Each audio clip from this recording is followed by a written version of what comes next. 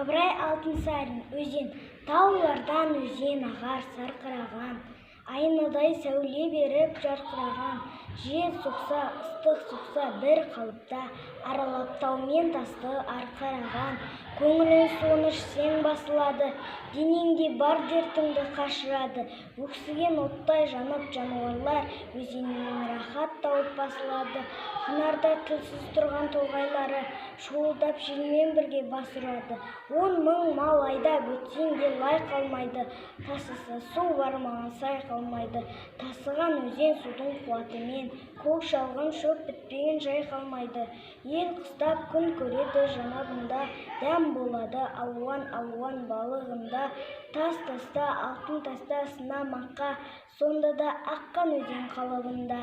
Құдіретім Құдайымның көресің бе, не нәжіс тоқтар өзен денесінде. Арыстан дем алуға суға кірсе, балықтар шымшы ойнар терісіне.